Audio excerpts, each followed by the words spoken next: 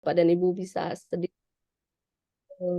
kita refresh lagi, kira-kira minggu lalu dari materi yang saya sampaikan, apa saja sih yang kita pelajari di minggu yang lalu?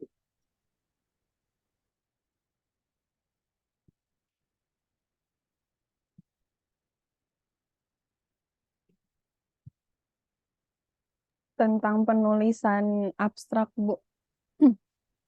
Oke, tentang penulisan abstrak ya. Jadi ada struktur abstrak dan beberapa item-item yang mesti ada di dalam abstrak. Oke, yang pertama adalah Bapak Ibu boleh ada yang bantu saya refresh kembali isi struktur abstrak itu apa saja?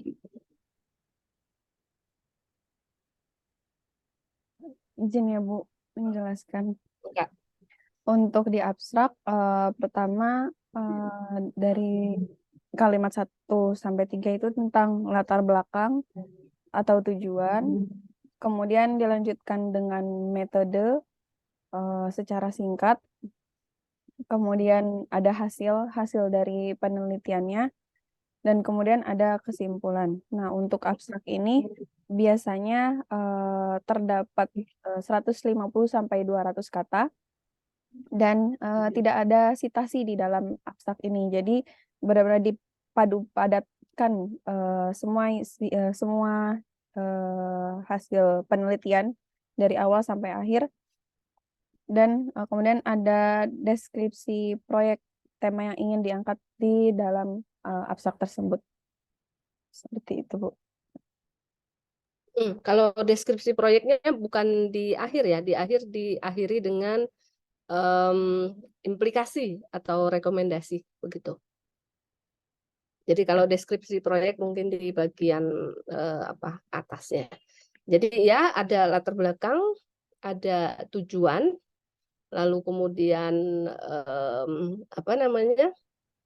ada metode, ada hasil, dan juga ada istilahnya simpulan, rekomendasi atau implikasi. Jadi strukturnya itu.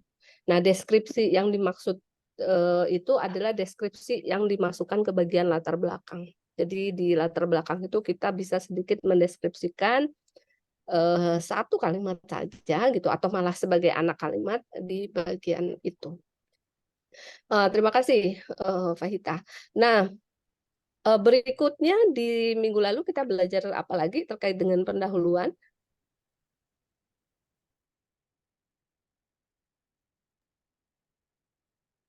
Izin menambahkan, Ibu.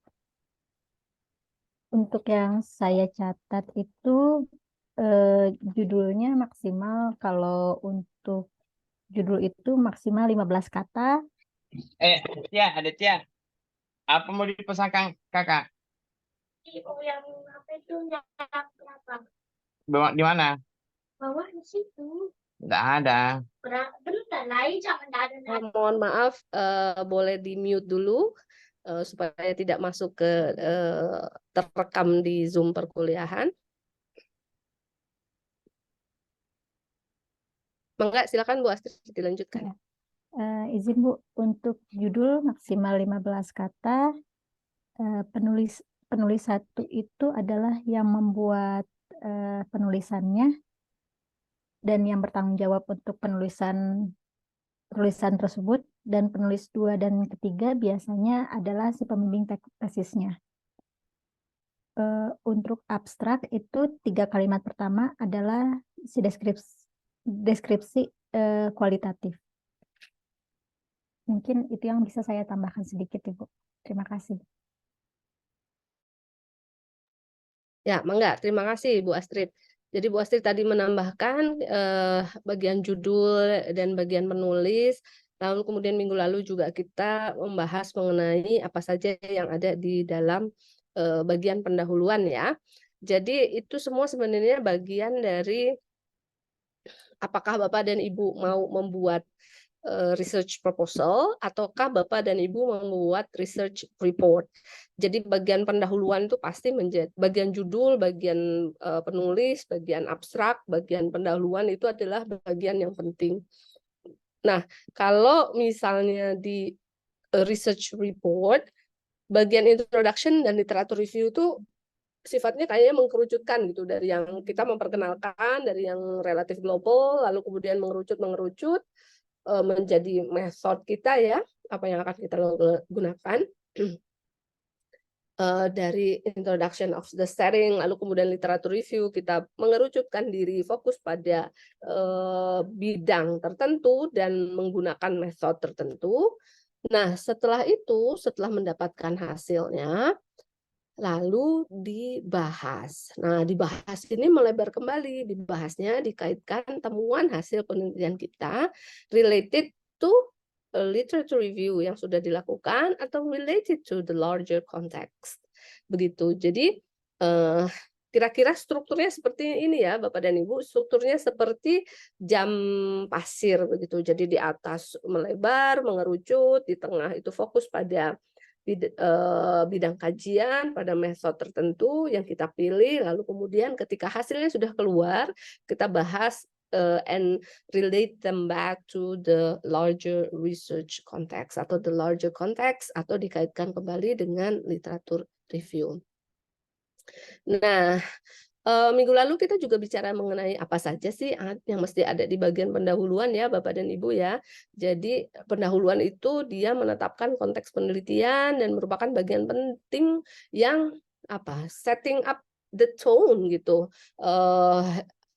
Apa fenomena yang globalnya, yang fundamentalnya, apa masalahnya, mengapa masalah terjadi, mengapa ini penting untuk dikaji. Lalu kemudian uraikan apa yang sudah dikaji oleh peneliti lain, apa yang sudah diketahui tentang topik ini. Ini strukturnya ya Bapak dan Ibu. Lalu kemudian sampaikan kesenjangan yang sudah ada, yang ada di pengetahuan yang ada sebelumnya. Lalu kemudian di bagian pendahuluan juga penting untuk menunjukkan orisinalitas atau kebaruan dari riset yang Bapak dan Ibu akan lakukan. Nah, kebaruan ini juga harus ditunjukkan dengan bagaimana nanti penelitian Bapak atau Ibu itu akan berkontribusi terhadap current knowledge atau pengetahuan yang saat ini ada. Nah, kita akan coba bahas dulu dalam format contoh begitu ya. Jadi ini sudah kita bahas minggu lalu ya, bahwasanya pendahuluan misalnya X adalah isu yang penting, X memberikan efek A, B, C. Lalu kemudian kita bicara mengenai sejumlah peneliti telah meneliti tentang X. Peneliti E menemukan bahwa bla bla bla. Peneliti F berpendapat bahwa bla bla bla. Ini bagian dari kajian literatur yang ada di di bagian pendahuluan ya Bapak dan Ibu, karena ada di beberapa artikel biasanya bagian kajian literatur itu embedded atau dimasukkan ke dalam bagian pendahuluan begitu. Lalu kemudian ini ada sedikit setelah ada sedikit pengantar dari bagian literatur review di pendahuluan, kita mulai menunjuk atau pinpointing aspek mana yang belum dikaji dari literatur sebelumnya yang sudah mengkaji tentang topik itu. Lalu kemudian dilanjutkan dengan aspek Z. Ini penting karena apa? Aspek Z itu belum diteliti, tapi ini Z ini penting untuk diteliti. Kenapa aspek Z ini penting? Lalu kemudian Bapak Ibu memberikan narasi. Proposal ini mengkaji tentang aspek Z dalam isu X. X itu yang global tadi ya. X isu yang global tadi. Lalu kemudian diberitahukan juga proposal ini atau riset ini menggunakan pendekatan apa dengan pertimbangan apa gitu. Itu sebenarnya adalah struktur yang ada di dalam pembahasan di dalam pendahuluan. Jadi kalau pendahuluan Bapak Ibu sudah ikut struktur yang itu, insya Allah tidak akan terlalu banyak pertanyaan. Bapak dan Ibu ini sebenarnya mau ngapain ya? Ini risetnya tentang apa ya? Kenapa itu dikaji ya? Kenapa ini dipilih gitu? Biasanya kalau bagian pendahuluan ini udah rapi dan terstruktur, there will be no more question regarding to the rational. Kenapa sih penelitian ini perlu dikaji? emang sudah sampai mana sih penelitian sebelumnya mengkaji tentang ini gitu. Itu semua harapannya sudah terjawab apabila Bapak dan Ibu sudah ikut template itu. Apa saja yang mesti ada tuh di bagian pendahuluan. Nah, kita kasih contoh nih, kira-kira di bagian pendahuluan isinya apa? Mungkin Bu Astrid atau Bu Fahita bisa bantu saya untuk membacakan ini, bahwa saya ini adalah bagian pendahuluan dan ini menjelaskan tentang fenomena atau masalah global dulu untuk dikerucutkan ke bagian yang lebih detail, Bu. Enggak, silakan.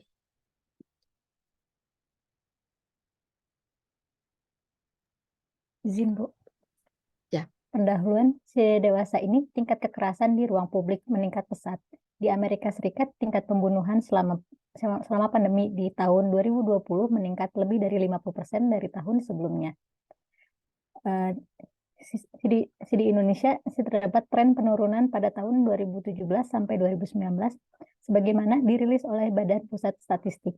Tingkat risiko kejahatan setiap 100 penduduk adalah 129 pada tahun 2017. Menurun menjadi 113 pada tahun 2018 dan 103 pada tahun 2019. Meskipun sedemikian, catatan kepolisian menunjukkan adanya peningkatan sebesar 16,6% pada tahun 2020. Data Susenas 2019 sampai 2020 menunjukkan bahwa pada tahun 2019 penduduk yang menjadi korban kejahatan adalah sebesar 1,01%, menurun dibandingkan tahun 2018 sebesar 1,11% dari seluruh populasi penduduk Indonesia. Dari kejadian kejahatan, 63,52% korban adalah laki-laki, naik dari tahun 2018 sebesar 63,07% dan 36,48% adalah perempuan, turun dari 2018 sebesar 36,93%.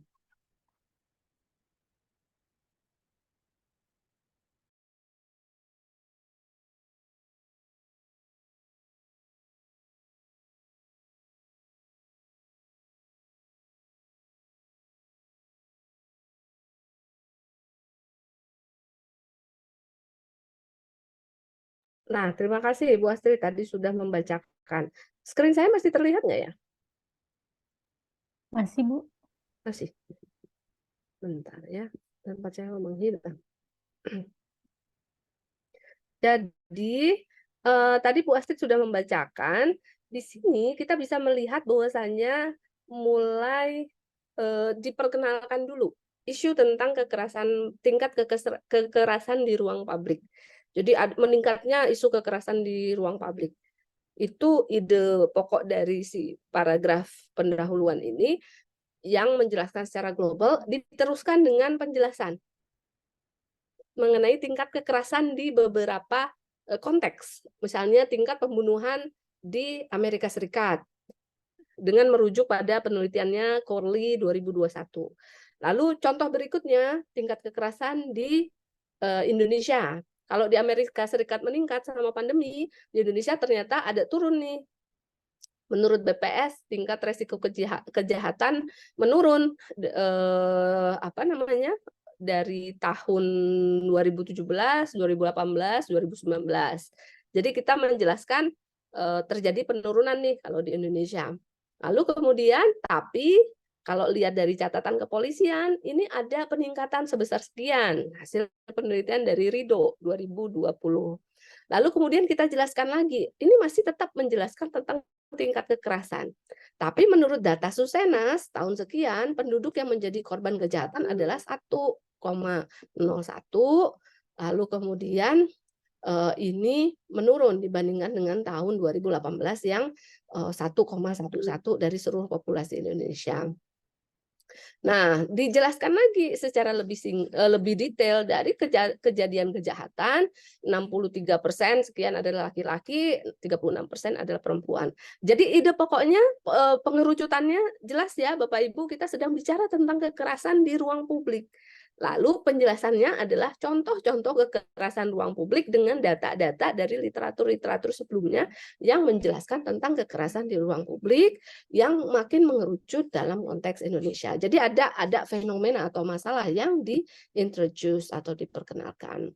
Lalu kemudian kita juga bisa menjelaskan tentang ruang kota yang aman dan nyaman bagi seluruh warga. Kalau tadi menjelaskan tentang isu tingkat kekerasan, kita makin mulai mengerucut ke ruang kota yang aman dan nyaman, yang mungkin sedikit resiko kejahatan atau kekerasan di ruang publik. Karena ini mulai kaitannya dengan kita ya, dengan perancangan lingkungan binaan atau perencanaan lingkungan binaan. Jadi ide pokok di paragraf yang ini, ruang kota yang aman dan nyaman bagi seluruh warga merupakan satu aspek yang sangat signifikan dalam pembangunan dan pengembangan kota. Nah, itu ide pokoknya. Ide pokoknya disupport oleh kalimat-kalimat berikutnya. Kalimat berikutnya adalah keamanan dan rasa aman di kota dan lingkungan tinggal tercantum sebagai salah satu tujuan dari SDGs yang ingin diwujudkan dalam berapa. Lalu kemudian kalimat pokok tadi di bagian pertama disupport lagi dengan data detail selanjutnya. Data BPS menunjukkan bahwa sekian dari penduduk Indonesia merasa tidak aman ketika berjalan seorang diri di lingkungan ataupun di sekitar tempat tinggalnya. Jadi terlihat ya Bapak dan Ibu, introduksi fenomena atau masalah dan ide pokok dari kalimat pertama di paragraf itu dijelaskan dengan data-data atau penjelasan selanjutnya. Penjelasan selanjutnya itu tidak boleh melenceng dari kalimat pertama di paragraf itu. Kalau kalimat pertama bicara tentang ruang kota, berikutnya kita nggak boleh langsung loncat ke aksesibilitas.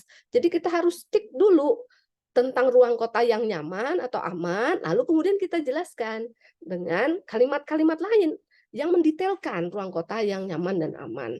Jadi nggak usah terburu-buru untuk lompat berpikir ke yang lain, introduksi ke yang lain, tapi detailkan penjelasan pokok kalimat yang di atas gitu, yang di paragraf pertama. Kalau Bapak dan Ibu ingin melompat, lompatlah ke paragraf baru, introduksi isu baru yang makin mengerucut begitu. Nah, di sini adalah bagian tentang masalah yang pengetahuan yang ada tentang masalah. Jadi Bapak dan Ibu bisa bilang di kalimat pertama, arsitektur dan lingkungan binaan memiliki peran penting menciptakan kenyamanan dan keamanan bagi penghuni dan penggunanya. Jadi ada ide pokok ya, arsitektur itu penting bagi menciptakan kenyamanan dan keamanan bagi pengguna. Nah, dijelaskan pengetahuan-pengetahuan yang sudah ada atau penelitian-penelitian yang sudah ada tentang arsitektur dan lingkungan binaan dalam menciptakan kenyamanan dan keamanan. Contohnya Newman menunjukkan karakter ruang memiliki kontribusi bla bla bla bla bla. Jeffrey 71 mencetuskan crime prevention through environmental design atau pencegahan tindakan kriminal melalui desain lingkungan sebagai sebuah optimasi peran arsitektur dalam menekan angka kejahatan. Jadi kita udah mulai introduksi peran arsitektur dalam menekan kejahatan atau tingkat kekerasan di ruang publik. Kalimat-kalimat berikutnya juga merupakan penjelasan lebih lanjut bagaimana peran arsitektur dan lingkungan binaan untuk menciptakan kenyamanan Bapak Ibu.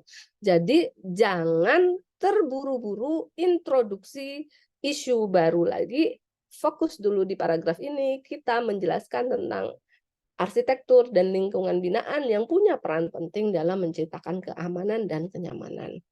Nah, berikutnya kita mulai misalnya introduksi hal-hal yang lain tentang pengetahuan yang ada tentang masalah. Jadi bisa dijelaskan penelitian-penelitian lain yang juga merupakan contoh pengetahuan yang sudah ada sampai dengan saat ini yang menjelaskan tentang masalah kekerasan di ruang publik atau peran arsitektur dalam menciptakan keamanan dan kenyamanan di ruang publik. Nah, di paragraf berikutnya baru kita mulai introduksi keterbatasan dari pengetahuan yang ada. Yang tadi kan Bapak dan Ibu udah bilang nih di literatur, ini udah dilakukan Kohei mengatakan demikian, Jeffrey mengatakan demikian, peran arsitektur dalam menciptakan keamanan. Siapa mengatakan demikian, peran arsitektur dalam menciptakan keamanan. Nah, Berikutnya baru kita lompat keterbatasan dari pengetahuan yang ada. Bapak dan Ibu mulai kritis melihat dari hasil pemetaan kita lewat Force Viewer dan literatur search yang sudah Bapak Ibu petakan. Bisa disampaikan di sini dari peta keilmuan terkini disimpulkan bahwa aspek sosial belum banyak dipertimbangkan.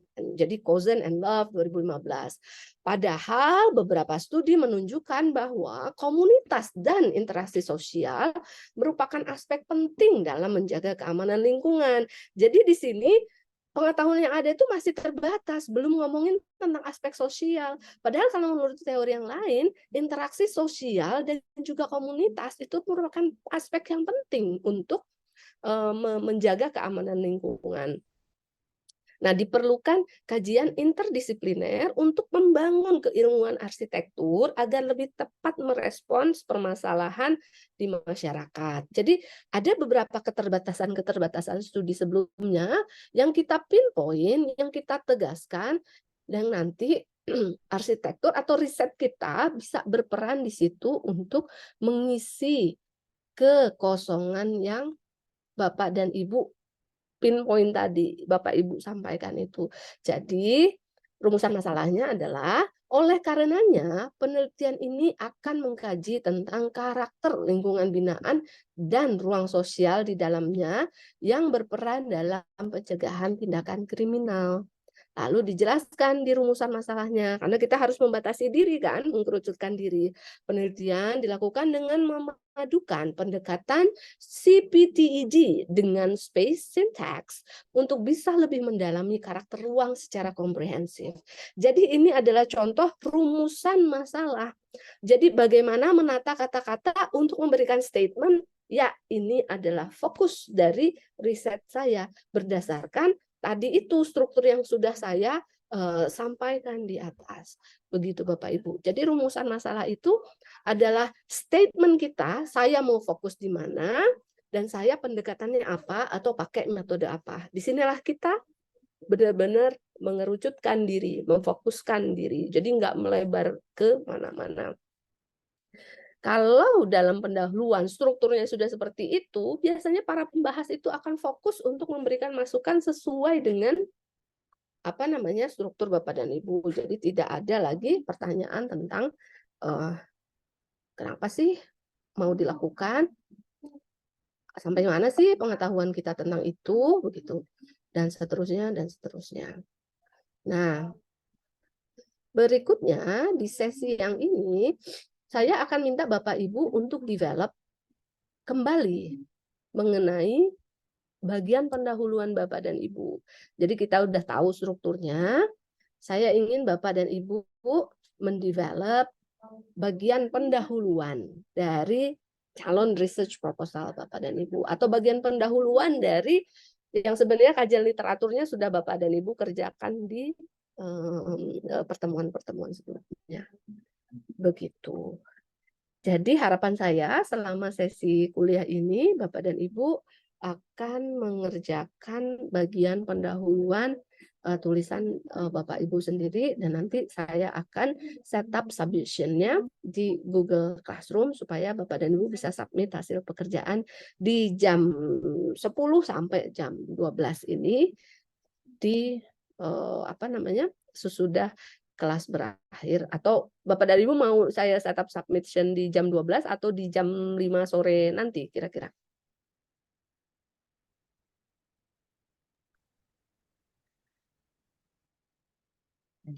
Jam 5, Bu.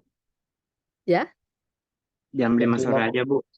Oke, jadi demikian nanti Google Classroom-nya saya setup di jam 5 sore. Bapak dan Ibu selama jam 10 sampai jam 12, Bapak Ibu mengerjakan merapikan, merevisi, menambahkan bagian pendahuluan Bapak Ibu supaya ikut struktur yang tadi saya sebutkan.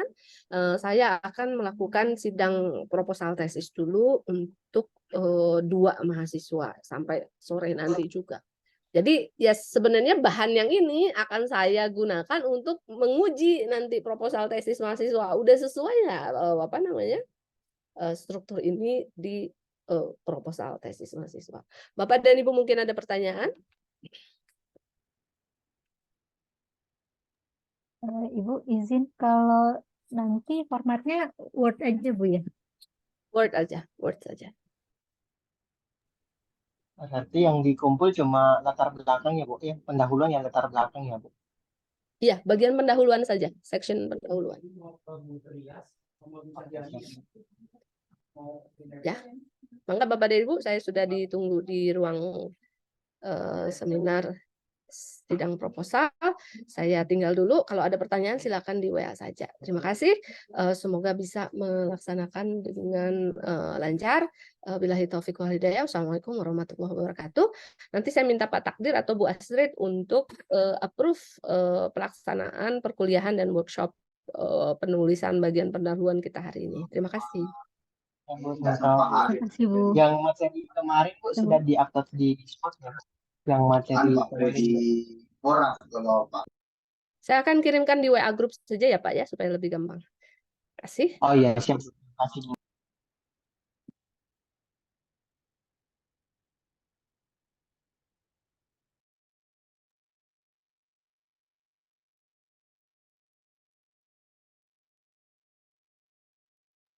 Bang Edi kemana?